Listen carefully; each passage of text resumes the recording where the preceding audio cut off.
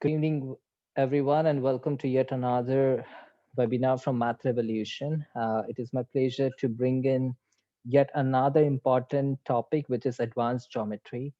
So, anyone who has unfortunately missed on the last webinar that we had on the basic geometry fundamentals, the video is uploaded, so you could definitely watch those and all the previous ones. But today we'll be definitely talking much about the advanced concept, the key concept, and the beauty of variable approach to solve a lot of questions onto DS geometry in the advanced manner. So let me take you ahead to the agenda for the day. How does it look like today? So we'll be talking about Math Revolution, along with I'll be providing you GMAT math overview. Uh, you know, it has nothing much to talk about because you guys know pretty well about it. Geometry advances are key topic, and conventional approach versus Math Revolution approach. So this is the same question which I always ask during our webinars, for which you could always write me into the email as well. And so, after establishing in South Korea in the year 2001, when our founder director Max Lee thought about how to come up with something new approaches, uh, his variable approach mastermind has brought us into connect with a lot of members across 130 plus countries, and we have 190 plus countries site visits. We have taught over 41,000 students until now, and by the 2020 end, we are trying to reach to at least 45,000. 90% of the students have scored 49 out of 51. And let me tell you one important thing, that our content is updated. So, the content which we had a year ago, it's been completely updated. So we have the recent updated questions, the trends, the videos. So do check those on to www.mathrevolution.com. And we launched the Math Revolution website in the year 2015. The goal of GMAT math, I mean, we always live up to the goal of students. So no, none of the student would love to have Q45, or I would say only Q45, and that is what Revolution will never want ever. We always look forward to have at least Q49 and 50, because that is what you can definitely achieve. So GMAT math score of 50-51 scoring is completely based upon how do you learn and master the unique approaches, like variable approach to solve the DS questions and IV approach to solve the PS questions. So my webinars on behalf of Math Revolution on both of the approaches are done in the past, and I have also taken the webinars for the same on GMAT Club. So you could often check those webinars. Talking about the founder, the mastermind behind it, I've already shared with you. It's Max Lee. So he's a founder, and he has almost taken 27 times GMAT and have solved 100,000 questions. So he has come up with world's first unique approach, which is a variable approach. It all deals with a variable, and at least we are able to get to know the most likely answer after reading the question. And that is what it saves much of our time, and we get much of our you know uh, analysis done while considering the all possible cases for the math solution. So going ahead with this, the characteristics. So we believe into four important points, which is, one is uniqueness. So there has to be something unique way to solve a question. Thus, that can save your time, that can help you to maintain your accuracy with the time you practice. So world's first variable approach and IV approach brings in that uniqueness. And it doesn't at all matter that you have a math background or non-math background. It is easy to learn, easy to follow steps, so that is pretty easy. You can often check out those particular resources free. You could have a 7 days access free on a www.mathrevolution.com. Uniqueness, because you are able to finish up your exam 10 minutes before. And accuracy up, definitely once you master it, you definitely have more chances to be accurate with your answers. And these days I have been talking about I mean, so we have this consultation call wherein I'm talking to a lot of students across the globe, and they always ask about what could be the best way to score 50, 49, 50. Why is it my score is not raising? I've attended, I've taken a lot of packages and taken a lot of mock, but my score is Q45, 46. What is it that can make it 49 and 51? So, it's all about the strategy, because if you have a math skills and if you're still solving it through the conventional approach, I don't disagree to the fact that someone cannot at all score Q51. But the amount of those number of students out of a whole would be so less that that particular percentage value is neglected. But when you have that particular variable approach, which will save your time, which can just reading by the question, stem, and conditions and the statements, you can just match up the number of variables with the original condition and get to know the answer is C or A or E or D or B. That is what it brings in into your confidence, and that particular logic and confidence along with the blend of IB approach at least make you the runway competitor to score Q51 or 50. So the number of students who are getting Q50, 51 through this approach is increasing day by day. So this is what we've been starting with today. The advanced, the basic topics, as I told, is being already taken into the previous webinar. So we're talking about the central angles and the angles of circumference. So what do we understand by central angle? There are a lot of questions which I have seen personally on the central angle relationship and an angle at the circumference. So if we talk about this, a central angle is, so the angle that would be subtended at the center would always be twice the measurement of whatever angle is subtended at the circumference. But the concern is it has to be in the same arc.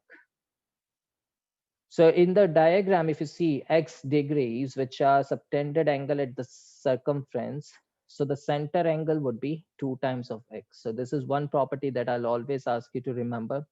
And yes, guys, before we move ahead, there are a lot of couple of things that would be very interested for you. So you could just take pictures of a lot of those.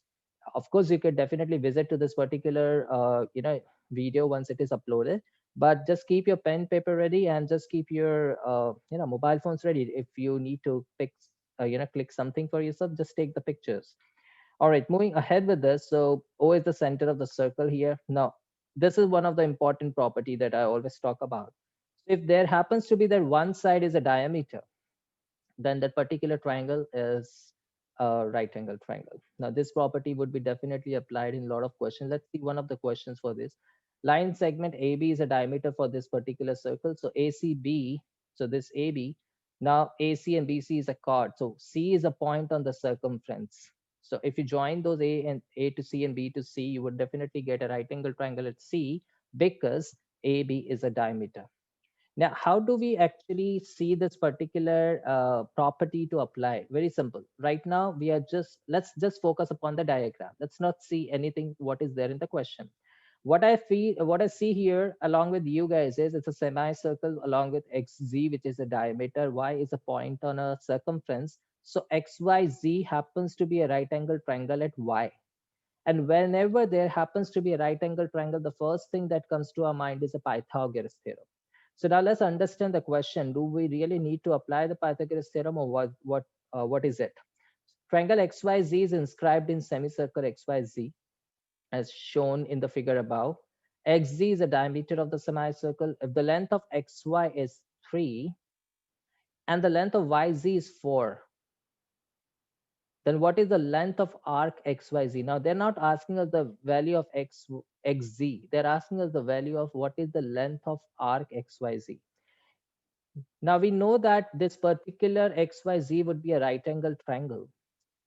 And 3 and 4 are the either of the sides. So what we are left with is the XZ, which happens to be, or which is acting as a hypotenuse. 3, 4, 5 is a pure Pythagorean triplet, the easy one which a GMAT test taker should remember. So considering to solve through a Pythagoras theorem, we get the value of XZ is equals to 5. Once with that what we want is the length of the arc XYZ, which would be, now see, circumference of the complete circle is 2 pi r. What we need is the length of just an arc XYZ, which is a circumference of semicircle. So just understand this. So that happens to be 2 pi r over 2. 2 pi r over 2 happens to be, because d equals to 2r, so you could always write d pi over 2 as well, which is 5.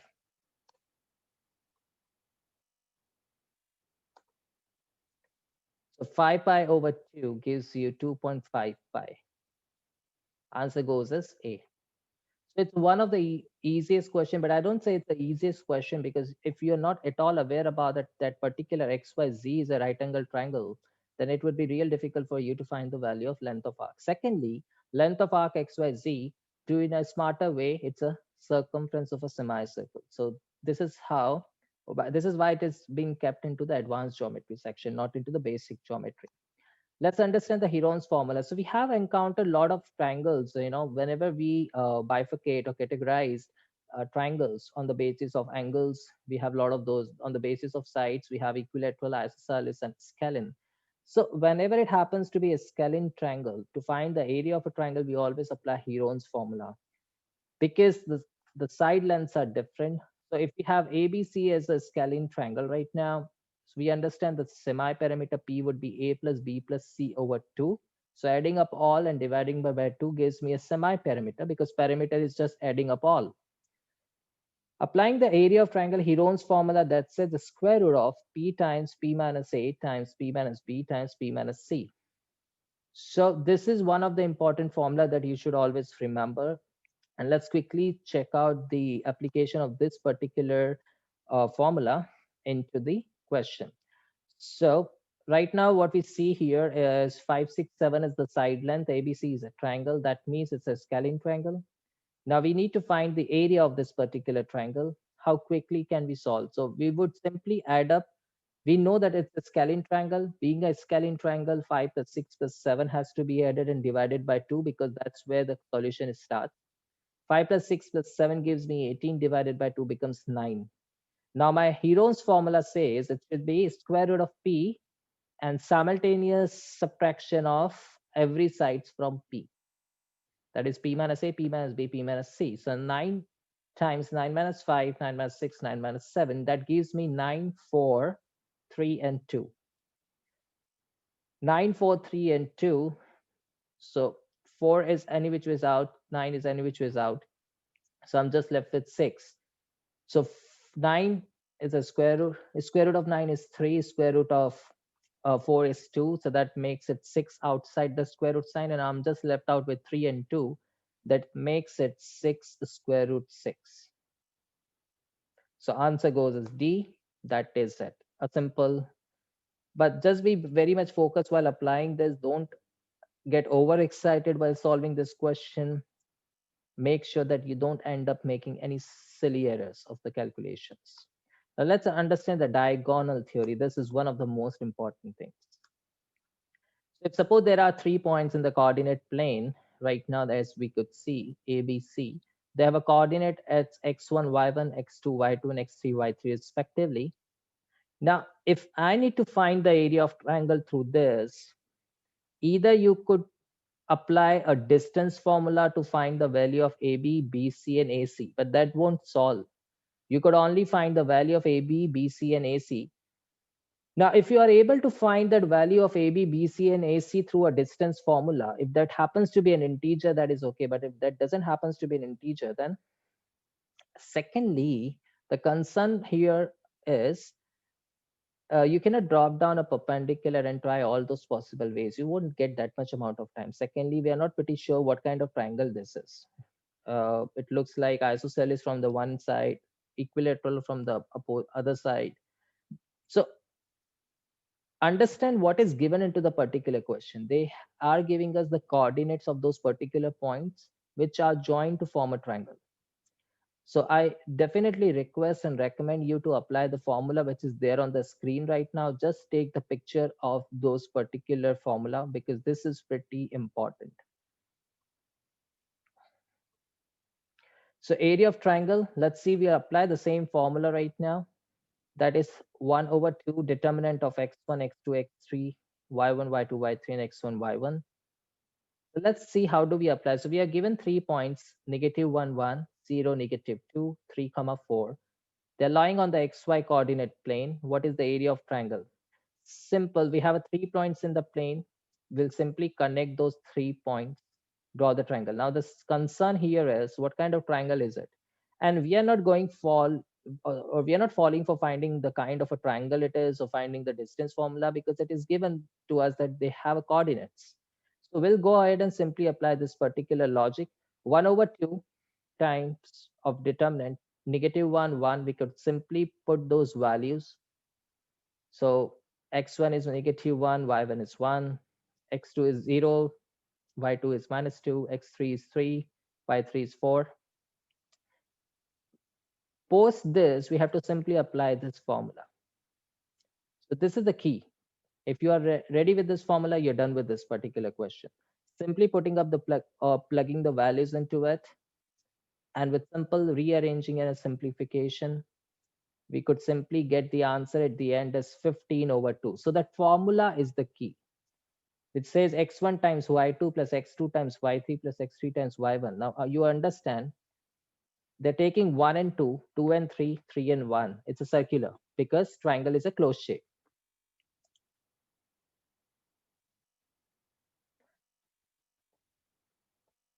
So you could also understand this x1, y2, x2, y3, x3, y1. So that's a kind of a cross multiplication. x1, y2, x2, y3, x3, y1. And then you have x2, y1, x3, y2, and x1, y3. So first go from left to right cross multiplying, and then go from right to left cross multiplying. Your job is done. This is how you can remember the formula. x1 times y2, x2 times y3, x3 times y1, minus x2, y1, x3, y2, x1, y3. All right, having said that, moving to another one of the key point. Most of the students get confused with this. They don't remember this fact. They don't get the solution for this. There are lengthy solutions to find this.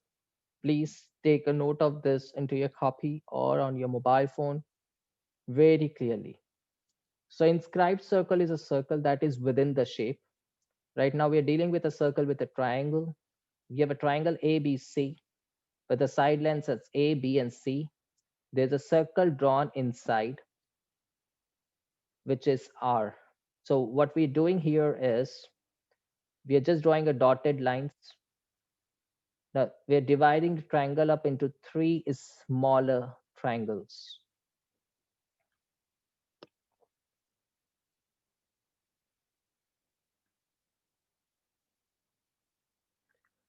So area of a smaller triangle is half times R times A, or equals to half times R times B, or equals to half times R times C. Don't fall for the derivation of this thing. I mean, you could often look those derivations, but you won't have much time in the exam to do such derivations to find. So you need to remember 1 times, so it's a 1 over 2 times R times A, or R times B, or R times C. An area of triangle with an inscribed circle.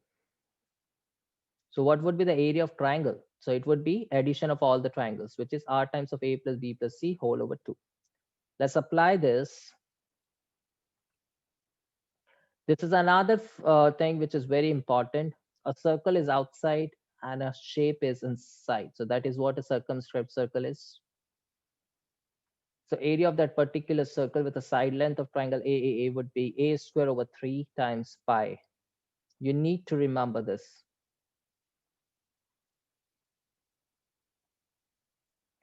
Length of each side is A. It's A square over 3 times pi. And if you know the circumradius over in radius, that is easy. If you know the there are many questions wherein they would ask you the ratios to the same.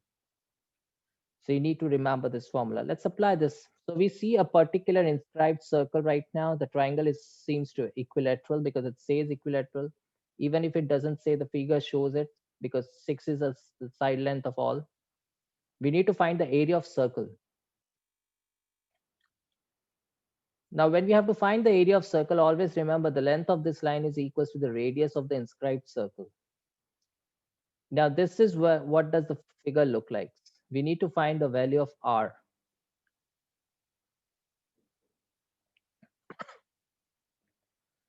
So if we plug ABC into our formula, which is half times A plus half times RB plus half times RC, which is like R times A plus B plus C over 2, We have all sides equals to 6, that makes it 18.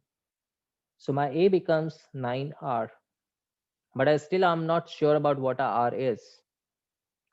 See, alternatively, since it's an equilateral triangle, you can always solve it by root 3 over 4 times of A square. Plug in A equals to 6, you get area equals to 9 root 3.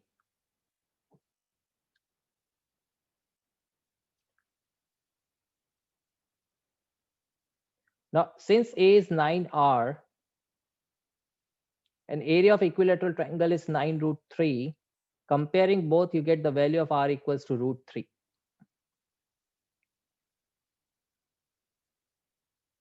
You have A equals to 9R here, and then you found the area of an equilateral triangle, which gives you A equals to 9 root 3. Comparing both will give you R equals to root 3. Once your R is there, area of a circle is pi r square, be it an inscribed circle or whatever circle. Pi times root 3 square is 3. You get your answer as 3 pi. So the first formula that you have to be very much aware about is R times A plus B plus C whole over 2. Second is equilateral triangle area. So A is the correct answer for this, which is 3 pi. This is one of the most important and but most predominantly used theorem, which says Pythagorean theorem.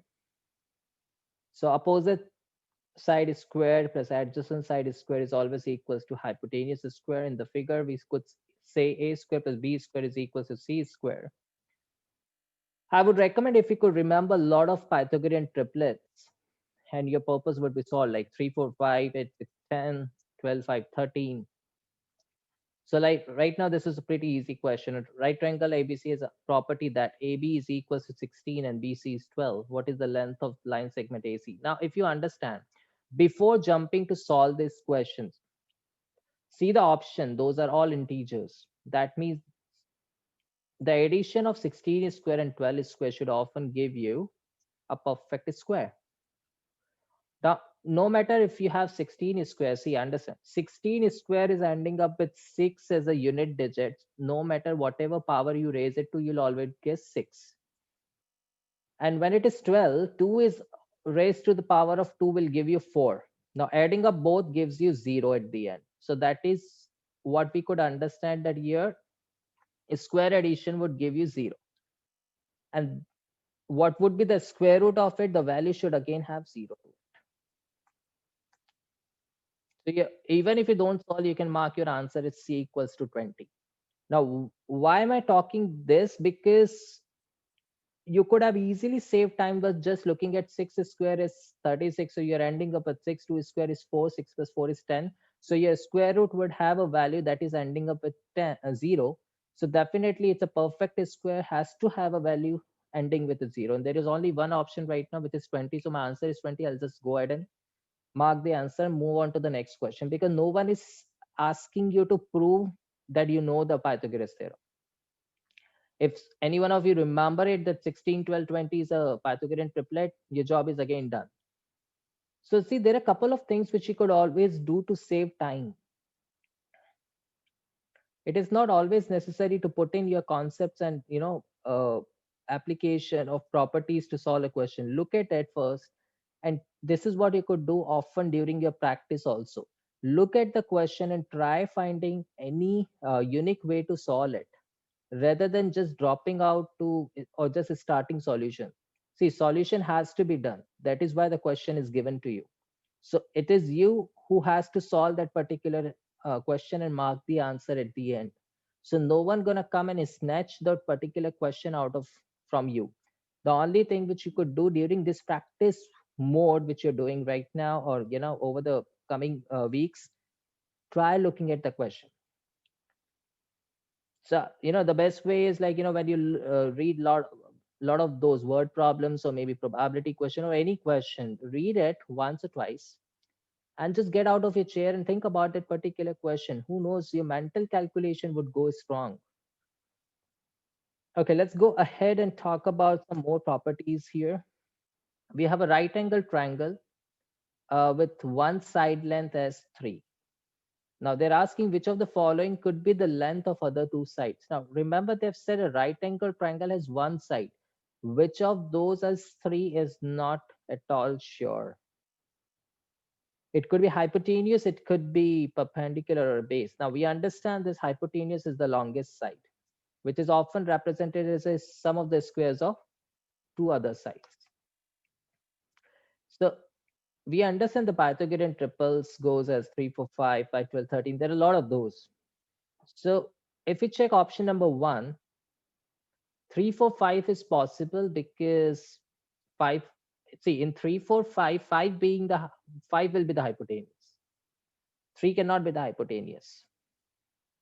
So 5 square, which is 25, can be actually written as a square of 4 and 3 after adding up. So option number 1 is definitely possible. Now let's try option number 3 first. 2, 3, and 3. That is not possible because if 3 and 3 happens to be same, the 2 square plus 3 square will give me 13, which is not equals to 9. So that is not at all possible. Now let's go on to option number 2 because that includes fraction.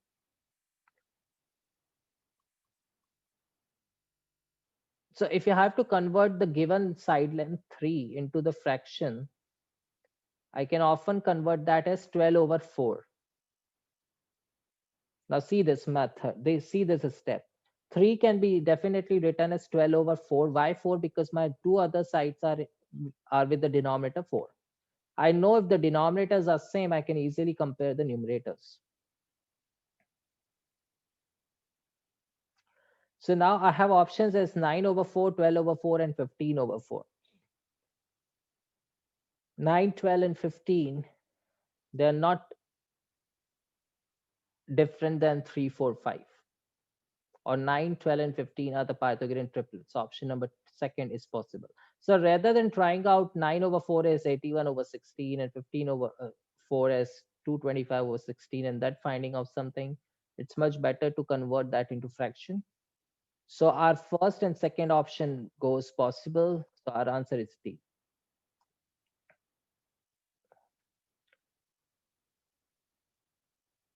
Yeah, there are a lot of questions that are based on this particular property as well.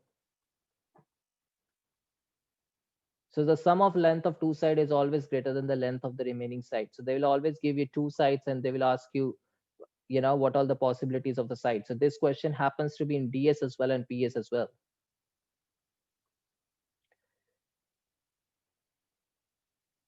So let's see range of possibilities of all the possible lengths for the third sides in this. A is less than B plus C. Similarly, B would be less than C plus A. Similarly, C would be less than A plus B.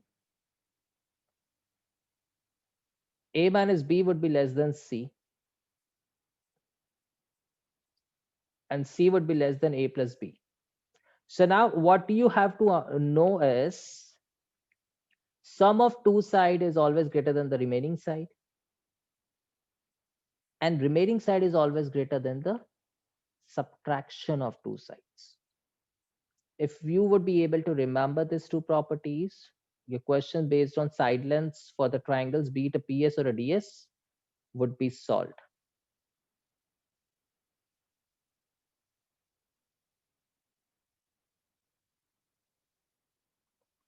Okay, let's go ahead. If the length of two sides of a triangle are 5 and 9, which of the following are possible lengths? Now see, we know 9 plus 5 is 14. The third option also says 14. Second is 8. Third. Now what we know is the sum of two sides would be greater than the third. So 9 plus 5 is 14. 14 is greater than 2. 14 is greater than 8. That means my answer should be first and second only. But there is no such option. So there has to be a proper application of what we just learned right now. So how we will do it? We have 5 and 9 where still we don't know C. Now this C would be greater than the subtraction of 9 and 5 and less than addition of 9 and 5. So 9 and 5, 9, 5 gives me 14 when added and 4 when subtracted. So C should be somewhere between 4 and 14. The only possible range that he could get right now is 8. So now what, you don't have to check all three sides or all three possibilities.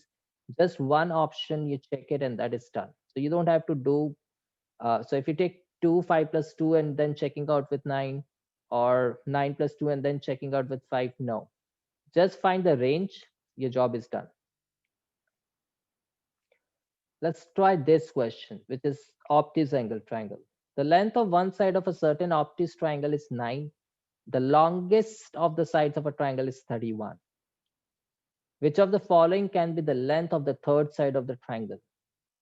Now, when we want to know x, definitely x would be greater than the subtraction of 31 and 9, and less than the addition of 31 plus 9. So 31 minus 9 gives me 22, and 31 plus 9 gives me 40. So my x should definitely lie between 22 and 40. That is what the range is. So 22 and 40. But this is an obtuse angled triangle. Because B, C, D, E all are possible except A till the time we get that range. So for the obtuse angle triangle, always remember this property. Now this is as similar as the Pythagoras theorem. The only difference between this and Pythagoras theorem is in right angle triangle, they tends to be equal. In obtuse angle triangle, it is less than the hypotenuse square. So your hypotenuse square is making it as 31 squared. On the opposite side, you have 9 squared plus x squared.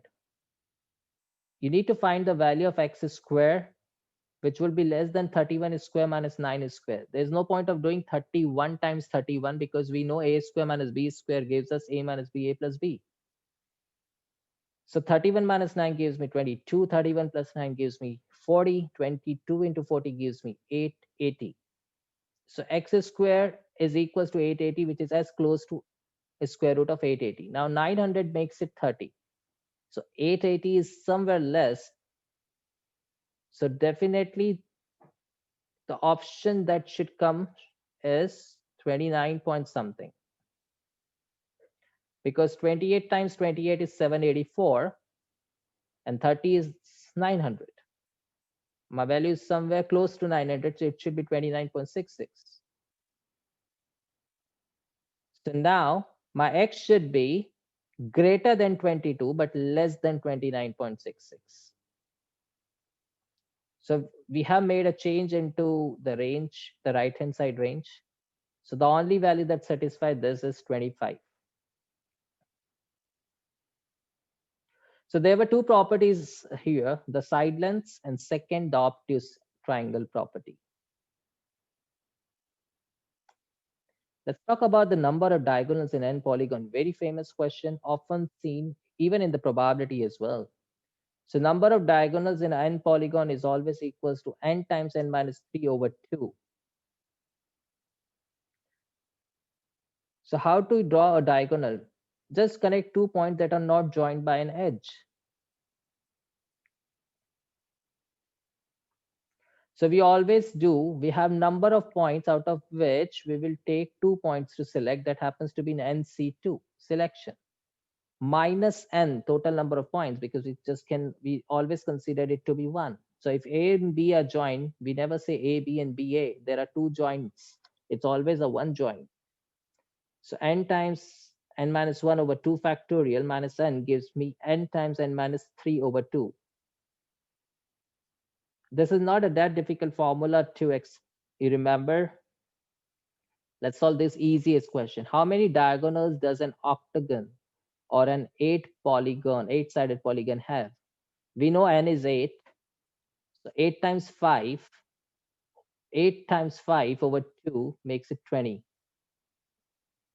So your formula would solve all the purpose that is required in this sort of.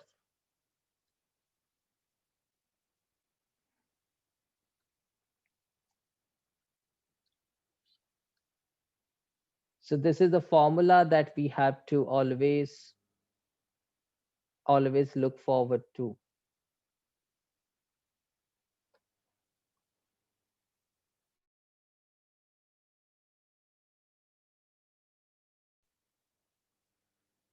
All right, let's move ahead with this variable approach. One of the most important approach.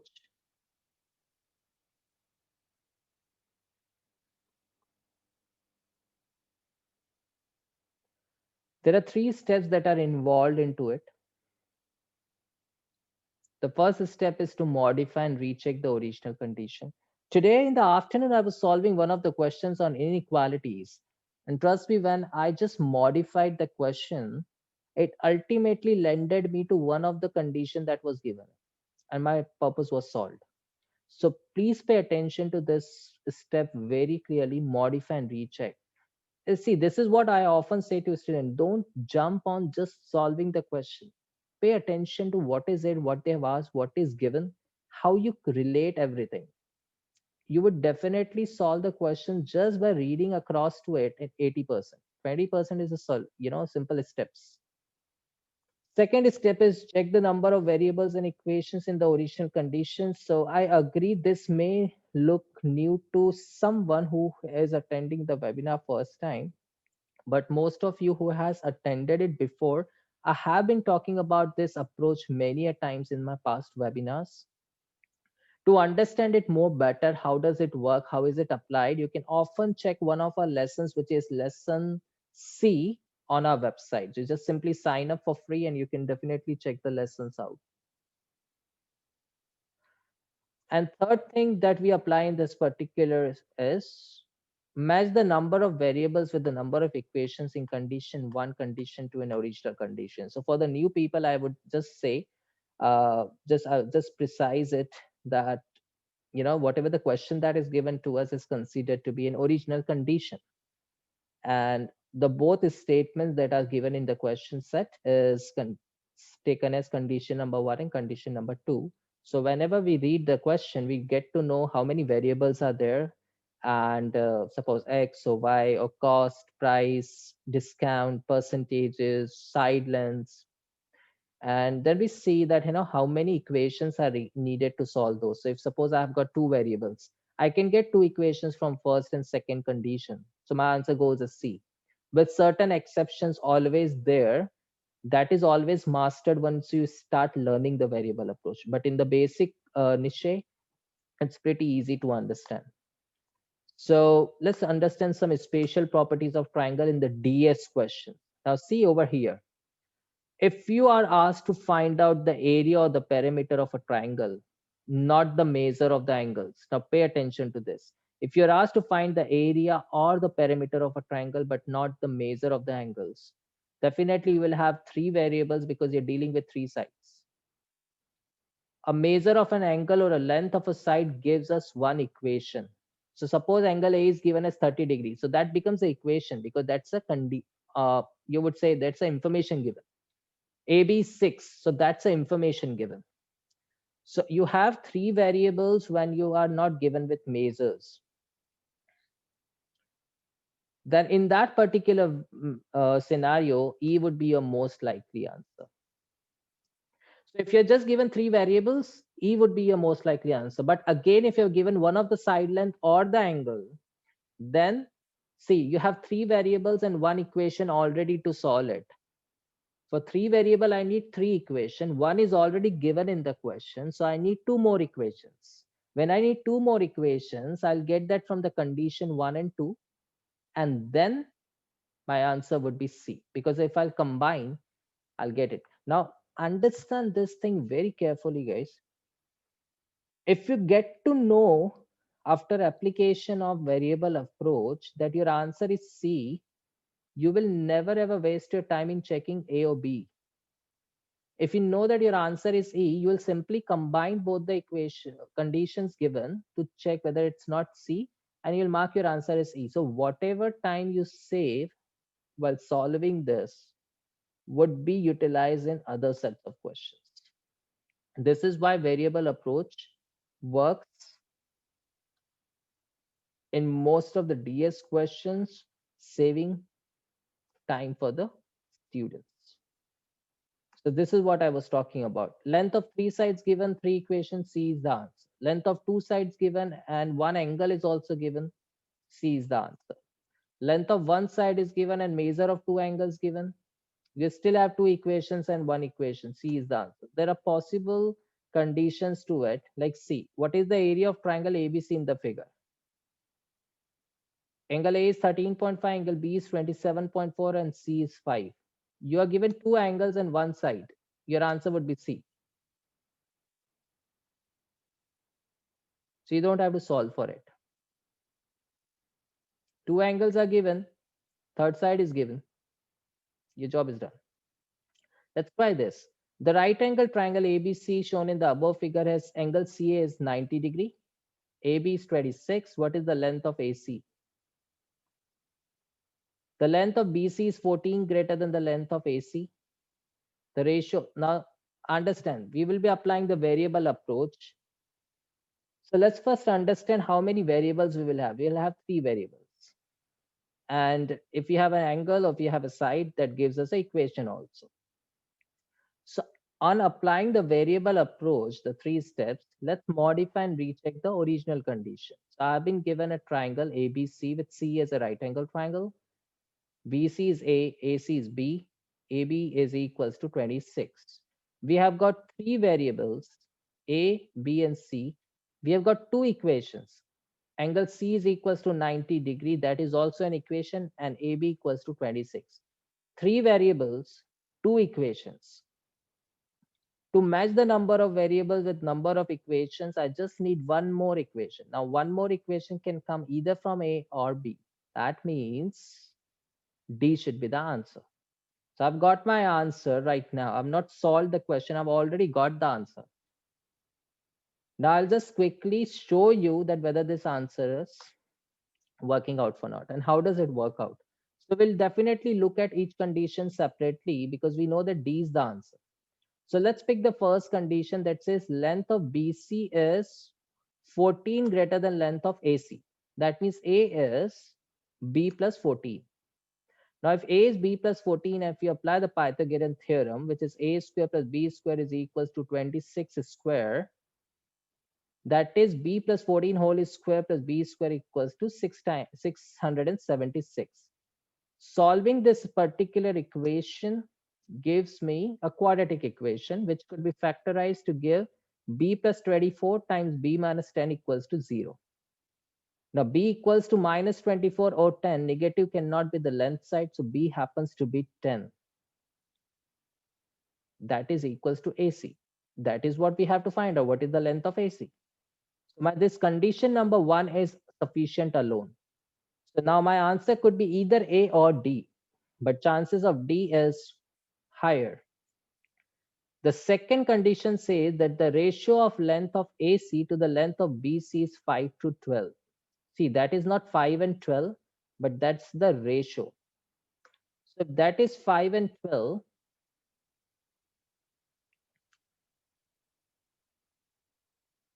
I could definitely take the ratio and I could solve it for, so it could be 5 and 12. If you closely look at the condition number one solution, the 10 and 24 was also in the ratio of 5 and 12. 10 is to 24 is 5 is to 12. So this is often been noted that if your condition number one and condition number two gives you the same answer, 95% or more times your answer would be D. Your answer is same in both the conditions, which is 10. So each condition is alone sufficient. D is the correct answer. But if I were you, I would have just marked it while reading and matching the conditions with the variable. So far, I would have been on the next question. Now let's understand the relationship between polygons with no angles. So we have a quadrilateral that include trapezoid, then parallelogram is a subset of it. And we have a rectangle and a rhombus which are a subset of it. And a square is an intersection. So a square is a subset of rectangle and rhombus, which is the subset of parallelogram, which is a subset of quadrilateral. The recording would be uploaded onto YouTube, so you will always have access to it. So please don't worry about this. We'll quickly go on to this. The largest oval contains the set of all quadrilaterals. That is what we have seen right now. Then the rectangle, we know all four angles are equal length. Rhombus, all four sides are equal length. Now this is one of the key slide of this whole webinar. And this shortcut is obtained through the variable approach. When you know this, your geometry seems to be easy. You have a quadrilateral. See, they have not mentioned your name, so it's just a general quadrilateral. So you've got 5 variables, A, B, C, D, E. Why 5? Because after joining a diagonal, you will get C as well. So you have A, B, C, D, E. You have 5 variable. E is most likely answer. You have a parallelogram here with a diagonal C. Now parallelogram has a property of opposite sides being equal in length. That means you've got 2 variables, A and B, and C is the diagonal. So you've got 3 variable right now. See, ultimately you will always have 2 condition to solve it. So right now even the answer is E. Let's go with rectangle. Opposite sides equal, A and B. Diagonal is often expressed in terms of a square root of A square plus B square because it has a right angle triangle. So it has just include 2 variables, which is A and B. So 2 variables need 2 equation. 2 equation comes from condition 1 and condition 2. That means you're combining it. So for the rectangle, if such kind of situation occurs, you can directly combine and your answer would be C. Similarly for rhombus, if you have to go for rhombus, your 4 sides would be equal. That means your all sides would be equal. So that is A. Diagonal, that is B. So you have 2 variables here. So C happens to be the most likely answer. Square, all the sides are equal. Diagonals is often expressed in terms of side. So you have just one variable to deal with, which is A. If you've just got one variable, you need one equation. This equation can come from both the conditions separately. So your answer happens to be D. So for all the kind of quadrilateral, I already know what could be the possible answer. This is what you have to learn to solve the DS questions quickly. So let's talk about most likely answers for triangles, square, rectangle, and rhombus. For triangles, 3 variables, A, B, C, E. For a square, 1 variable, D. For rectangle, 2 variables, C. For rhombus, 2 variables, C. This is a rectangle that I could see here. Length of rectangle ABCD is 2 longer than its width. We need to find the perimeter of the rectangle.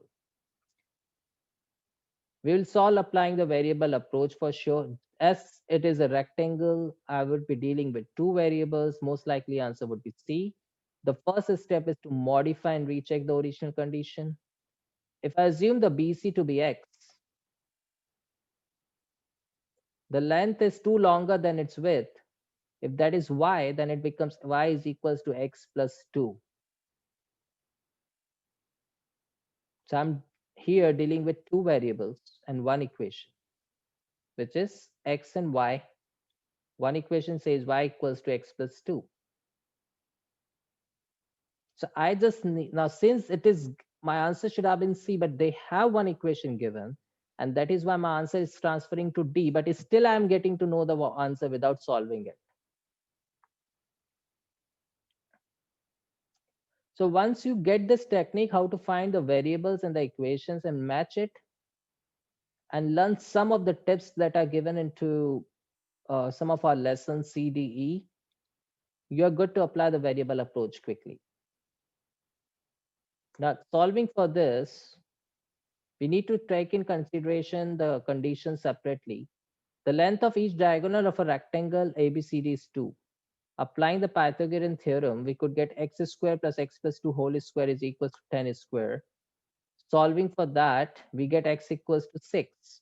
6, 8, 10, that would be my Pythagorean triplet. Once I get 6, my length would be 8. So 6 plus 8 is 14. 14 times 2 becomes 28. So my perimeter is done. So my answer is either A or D.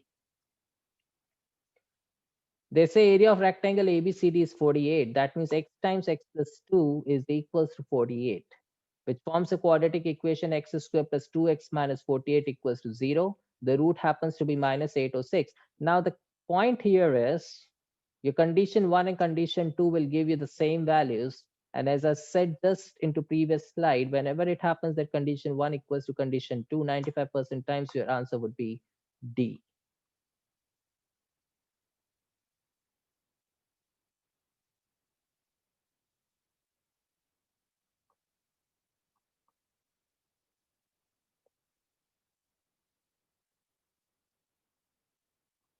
I guess Nishant has raised the hand. Yes, Nishant, you can try type your question if in the chat window, please.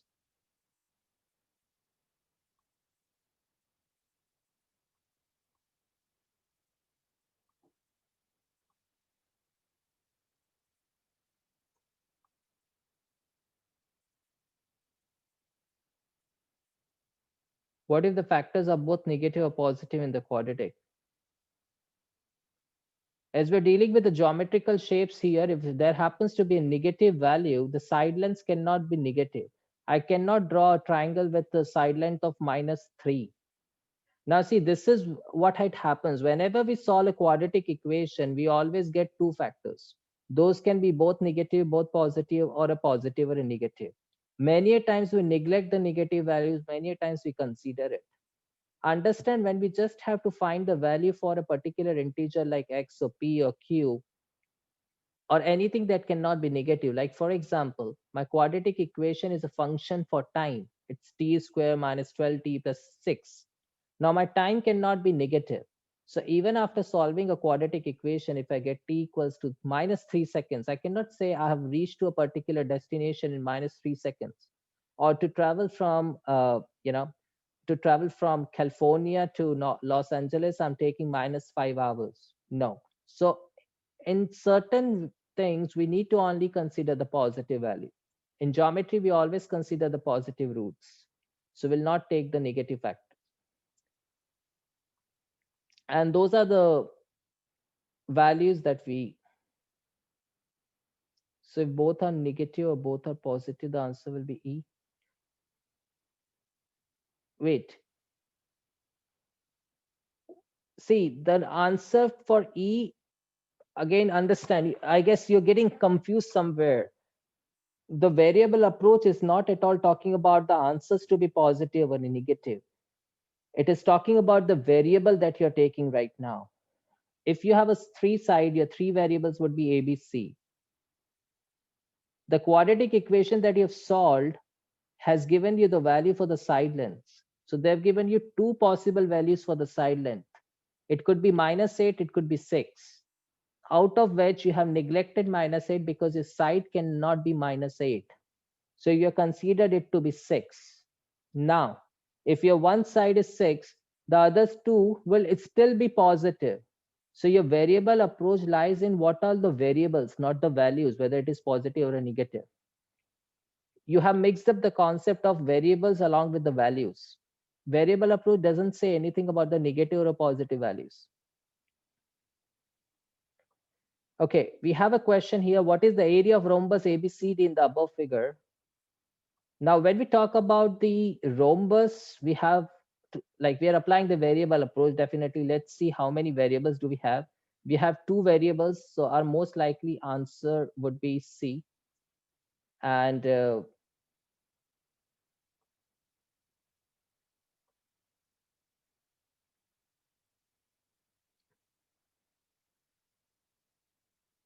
so my most possible answer would be C. Let's see what the question says here. So I have a diagonal B. Yeah, definitely I've joined A and C as a diagonal. I have all sides equal as A. So I've got just two variables, which is A and B. So possibly I would need two more equation. My answer should be C. So when I know my answer should be C, I'm not going to check the individual condition. I'll directly combine. One of the side is 2. Length of the diagonal is 2. This is how my figure look like. So side is 2.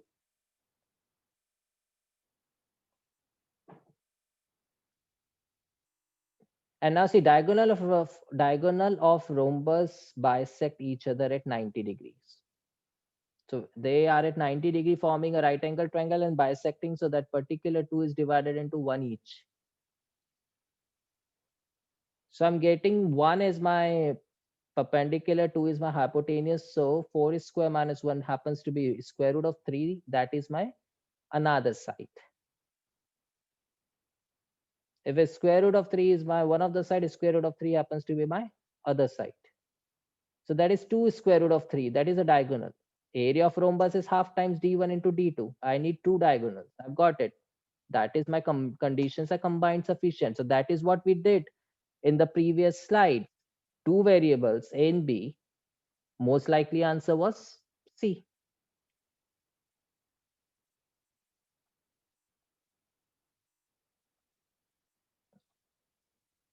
Let's talk about the most likely answers of some other geometric shapes as well. So we have already talked about A, B, C, D, E, 5 variables, parallelogram, 3 variables, E, regular and polygon. Important point. See, they say it's a regular polygon. That means your sides should be equal, so your angle should be equal. So you would be just dealing with one variable. So D would be a most likely answer.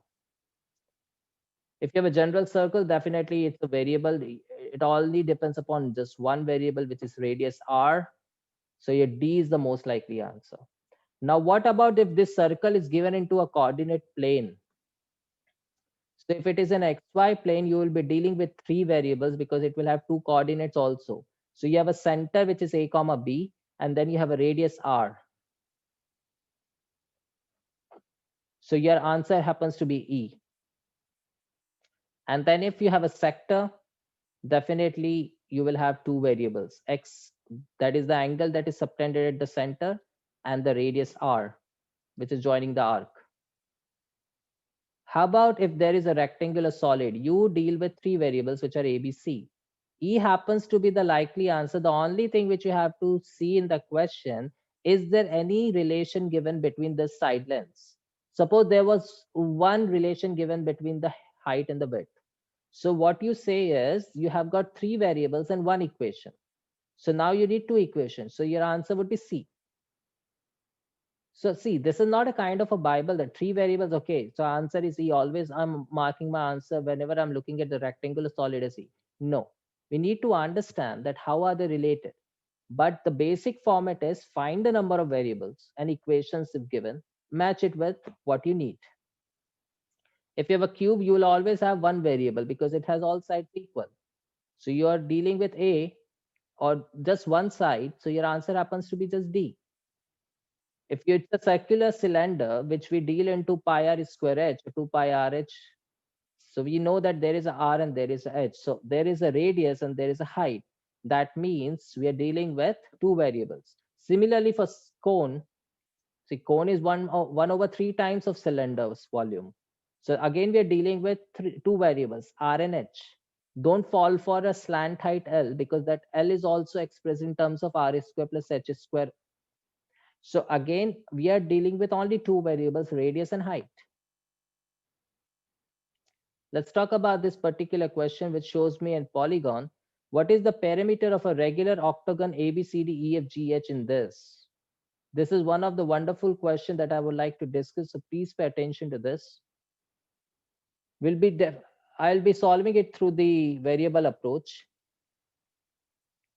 Now, since I'm dealing with a regular polygon, I know that my answer would be dealing with just one variable. And I've got two conditions to give me an equation to match it. So I have D as my answer, or most likely answer. So if D is my most likely answer, definitely I'll be modifying. I need to find the perimeter of the regular octagon. So I'll just take the uppermost part, which is HABCHC. Now, if I drop a perpendicular, so I'm finding, so see, ABCH is a trapezoid. So if I drop a perpendicular from A on HC and B on HC, those particular height would be same. If I assume that to be X, I'm getting two right triangles and one rectangle. It's not a square, it's rectangle.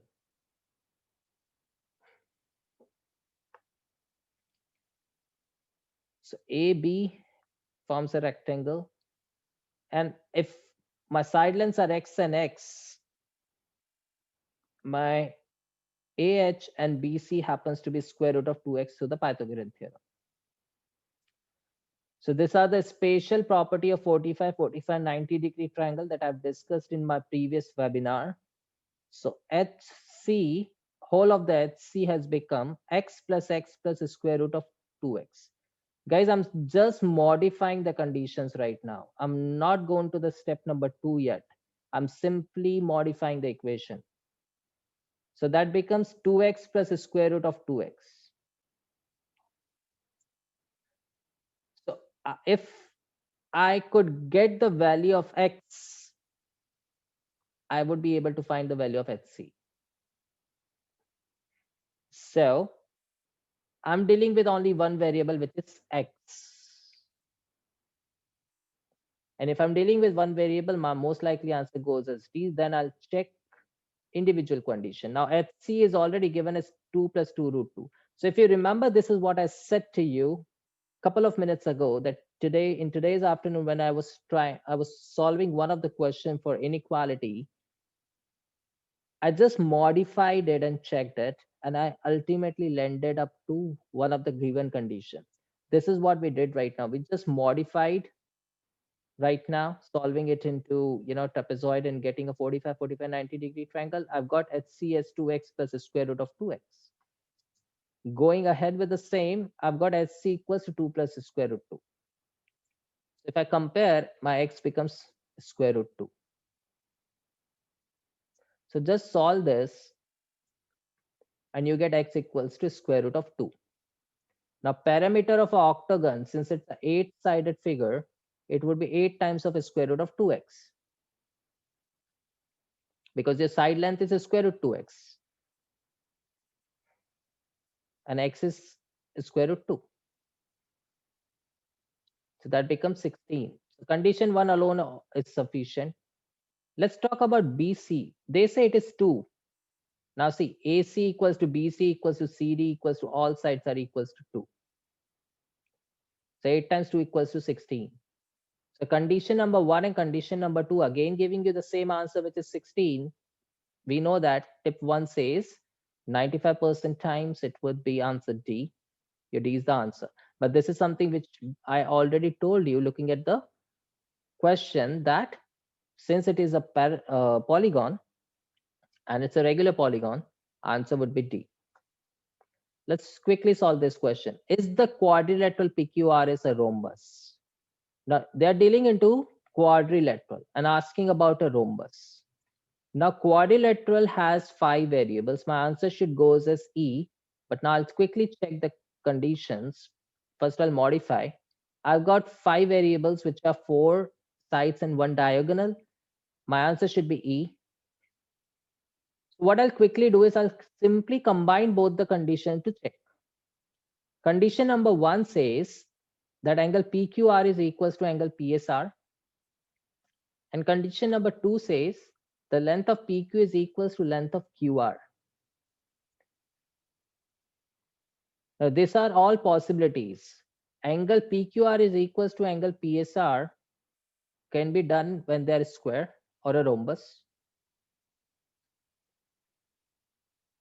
If your angle Q and S are right angle triangles, length of PQ equals to length of PR still, but it's not a rhombus. So in both the conditions, it could be a rhombus or it may not be a rhombus, giving you the condition to be equal. So even if you combine both, so you can get angle PQR equals to angle PSR if you're considering it to be square. But if you're not considering it to be a square but a general quadrilateral, they may not be equal, even giving the length of PQ equals to QR. So your most likely answer goes as E, which we already knew before we started solving. What is the parameter of the parallelogram WXYZ? They specify this is a parallelogram. We will be dealing with 3 variables.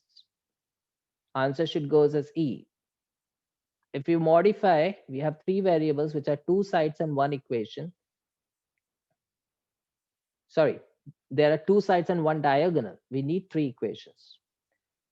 We'll again combine both the condition. It says length of longest diagonal ZX of the parallelogram is 10 root 3 and length of the shortest diagonal WY is 10. That means they're giving us the length of both diagonals here. Now the length of XY can still be 5 or 5 root 3.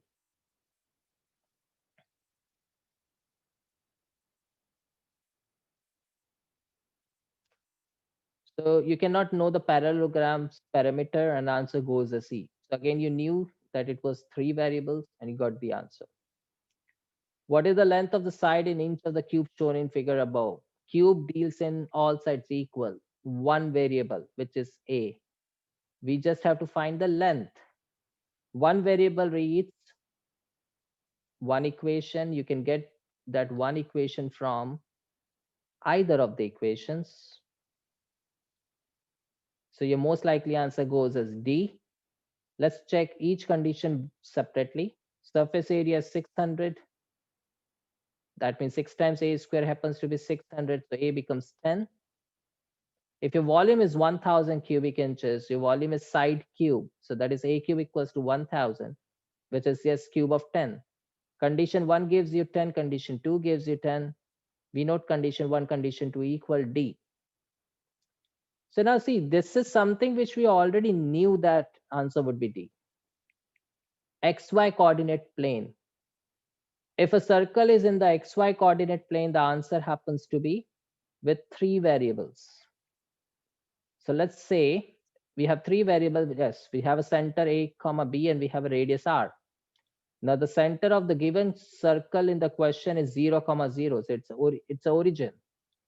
So we are dealing with 3 variables here. Now equation of circle is x minus a times the square plus x minus b times the square. X minus a times the square plus y minus b times the square is equals to r square. Now if we match the number of variables, we know that there are 3 variables a comma b comma r. We have 2 equations here. We have 2 equations here. A comma is equals to 0 and b is 0. So we just need 1 equation, because center is 0, right? So likely answer goes as D. So it says one of the x-intercept of the circle is 5 comma 0. So radius will happen 5. If you know the radius, that is what you need to find. One of the x-intercept is minus 5. R is again 5. Your condition is sufficient. So earlier it was E, but when we read the question, we got to know that they have given us the value of centers, and that works. Relationship between polygons. So if it's a triangle, 3 variable xyz, 1 equation. So now see, understand, so far we were discussing about the sides. Now this is angle, don't get confused. So xyz are angles, and we know already there is a 1 equation between this, which is x plus y plus z is equals to 180 degree. So now 3 variables and 1 equation. I need 2 more equation. My answer goes as C. If I have a quadrilateral, I know there would be 4 variables w, x, y, z. There would be 1 equation between these angles, which are w plus x plus y plus z happens to be 360 degree. I still need 3 more equation. I cannot get 3 equations, so my answer is E. If I have a parallelogram, then I have a 2 variable x and y, and the sum of x plus y would be 180 degree. So I just need 1 more equation to solve, which I could get from both of the equation, which happens to be D. The 3 angles are ABB. What is the measure of angle A? The question says the 3 angles are ABB. What is the measure of angle A? We are given 2 conditions. Now we are dealing with triangle with an angles. We have three angles and one equation. So we have three variables and one equation. We need two more. We can get two from one from the first, one from the second. But now understand, we have just now see, this is wherein we need to understand. We know we have three variables, and but in this particular given questions, we have just got two variables, which is a and b, because my two angles are equal. It's an isosceles triangle. So now in the smart way round, what I'll do is I'll keep two variables a and b, and a plus b plus c, that is like a plus b plus b, which is a plus 2b, happens to be 180 degrees. So I've got two variables and I've got one equation. So my answer would be D. So as per the question, things changes, but again, the basic approach remains the same. So a plus b is 130. So if a plus b happens to be 130, I know that 130 plus b would be 180, so my b becomes 50. If b is 50, a automatically becomes 80. In condition number 2, it directly says b is 50. You don't have to solve it. You've already got b equals to 50 in the first condition. If b is 50, automatically your a would be 180. 180 minus 100, that is 80. So you already got the answer as condition 1 equals to condition 2, giving you the same answer as D. So this is wherein you need to actually put yourself that, before jumping to the solution, this, let me tell you, variable approach in geometry would save you a lot of time and will give you a lot of confidence. You don't have to remember, cram, memorize a lot of formulas and rules. You can simply apply the variable approaches, and those are the based on very basic fundamentals of this shapes and figures. Quadrilateral deals with the five variables. If you're dealing with the angles, it will deal with four variables and one equation. Triangle with a side deals with three variables. Triangle with angle deals with three variables and one equation. So, right now in the webinar, it may have looked a bit fast, but again, when you go back to the websites, you can often, see the lessons CDE. You can especially check out the lessons on geometry to see how the variable approach is applied, and then you could definitely solve some questions on your own. And then I would be waiting for your the emails, or maybe your thoughts on math revolution approach versus conventional. If it's not about like I'll always vote math revolution approach outweighing the conventional approach. It's not about voting, but it's all about the application, because Amasaf has been applying it over a lot of questions, and this is working for a lot of students of us. Also, for the consultation, you can directly check out the link on GMAT Club, or you can visit on our website. There is a free session tab. You can often schedule your call on Calendly. The information comes directly to my email, and I'll be always connected with you people. These are certain highlights and the souvenirs of Math Revolution that is being spread across and are helping a lot of students. So if you're looking for a solution pack, you could definitely see the variable approach in IV. Trial pack is open for all the students. Just sign up on the website, and you could have a 7 days of free trial for accessing 100 hours of video lessons and 27 topics, 1,500 practice questions. Our diagnostic test is, it does matches with the GMAT trends questions. So there are 73 questions. I would recommend if you could give the diagnostic always in one sitting rather than breaking up the momentum. Anyone or everyone who has been consistently score Q44, 45, 44, 45, or 47, but not hitting 49, 50 pretty much, and not consistently looking for something, can often talk to me directly on the call through scheduling it, or can write me an email on my email address, which is my name, PUNIT Puneet at mathrevolution.com. And $69 course of shortcut would definitely make you reach to Q50, 51 easily. This is one of the course that is taken most by most of the students, because they have to hit 50, 51, depending upon their university applications and all. And if you want to have all in one, because if you're a beginner right now, you're a novice, starting with your GMAT preparations and you have a time, you could often look for the various packages from 139 to 199. Looking for a discount offers, I'll always see if you can connect with me over the call right now to discuss. I may think about giving some, the Christmas offer, and soon we will have a New Year's offer coming in. 2020 is about to leave. Everyone was wanting it to go very soon, and we are very much near. It is ending up, so it's good for all. And then if you're looking for a private tutoring, then definitely you could choose either of our experts, whatever goes best with you. So yes, that is it. I would say, I mean, like, coming on to the last price, don't forget to register to, uh, learn from the free resources. You will not give up math for sure. You can never ever be satisfied with the 30s and mid 40s. For any inquiry, please let us know, and we're here to support you. Thank you so much for your attendance today, for your patience, and I wish you best luck for your preparation. Stay blessed, stay healthy, and Merry Christmas from Math Revolution and its team, and upcoming New Year soon. Let's meet up in the next webinar, and with the same words, good night and take care of yourself. Bye bye.